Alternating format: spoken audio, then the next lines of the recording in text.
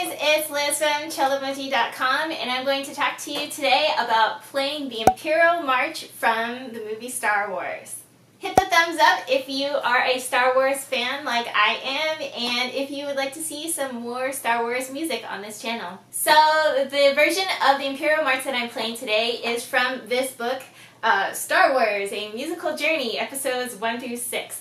I'll leave a link in the description box below if you'd like to get a copy for yourself and give this version of the Imperial March a try. So I'll go ahead and play this version that's in this book along with the accompaniment that it comes with from the CD. And I will talk to you afterwards about some tips and tricks to help you play this Imperial March.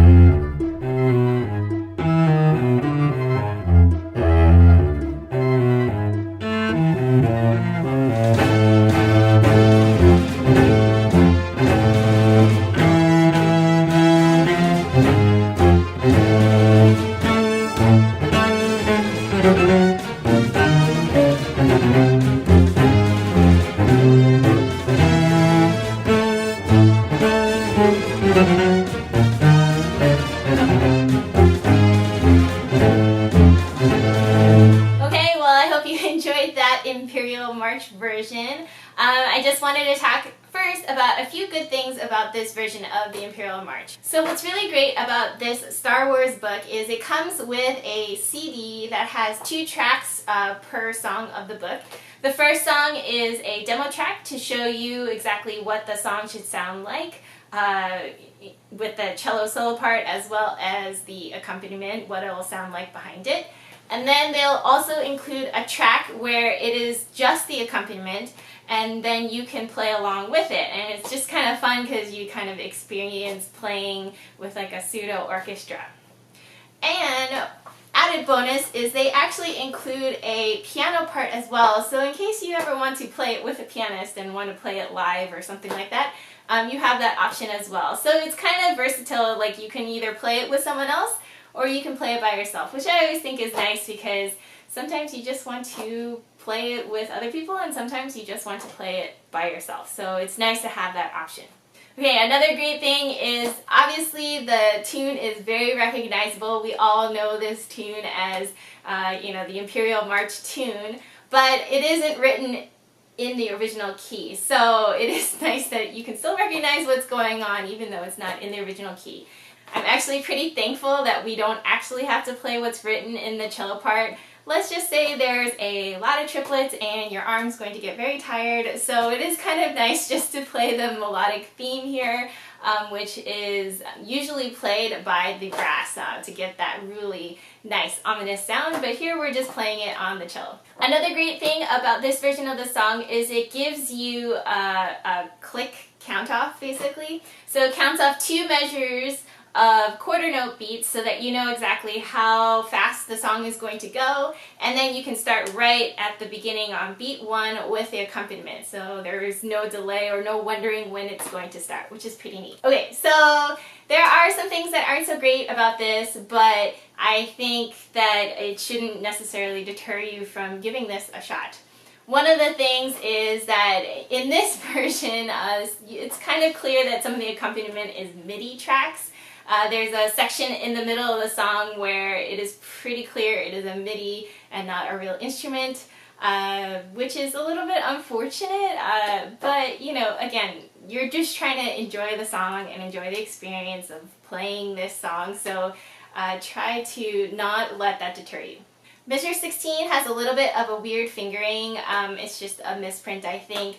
There's no real possible way of playing a low F with a 0, so make sure that you change that to a 4. That's the finger that I would use to play the low F. In the part, there's a lot of dotted rhythms with a dotted 8th note 16th rhythm, and some of them are marked with double ups and some of them are not. In general, when I was playing through this song, I actually just generally hooked the bowing like that. It just made it a lot easier, and it was easier to keep things crisp and clean. Measure 5, I would put a 4 on the A flat so that when you move to that A flat, you can play the next few notes without having to shift. Because those notes happen relatively quickly and you want to keep them clean and crisp, that's how you get a really nice march sound. I like to just shift once and try to play all those notes in one position before I have to move again. The same thing happens the next measure when there is a D followed by a D flat. I put a 4 on the D so that I can play the next notes all consecutively again without moving. So this happens in measure 6 and measure 10, and whenever this sort of figure happens, I would definitely put a 4 on that D. I'm not really sure about the fingering in the first ending of the part. I think that they were trying to put a less awkward fingering in order to play those notes where you don't actually have to like mash down fingers or anything. But I'm not sure that I personally would really do that. It is definitely a viable fingering, and if you like it, go for it. It is good practice for shifting in position and finding those notes. But you can also just sort of put down the 2, sort of flatten it, like bar it across, so you play a B flat with the 2 and then the F with the 2, and then kind of do a little bit of a stretch hop for the C sharp before you return to the B flat. Sometimes I feel like that is a little bit of a personal preference and also dependent on how fast you're playing the song. Some people like one way over the other. I know that the mashing of the 2 is perhaps not necessarily the most practical fingering, but honestly it probably would be one that I would do myself just because it would give me a higher percentage chance of getting those notes in tune as opposed to having to shift and try to find those notes instead. So that's it. Those are my tips for the Imperial March from Star Wars. I hope that you enjoyed this video. If you'd like to see more Star Wars music and videos, be sure to give me a thumbs up. And consider hitting the subscribe button below and hitting the bell so that you won't miss any more Cellomoji videos. If there are any questions that I didn't address, be sure to leave them in the comment box below, or if you have any requests of songs too, you can also leave those in the comment box below. I'm always looking for suggestions in terms of new music to learn. So thanks again for watching, and see you guys next time. Bye!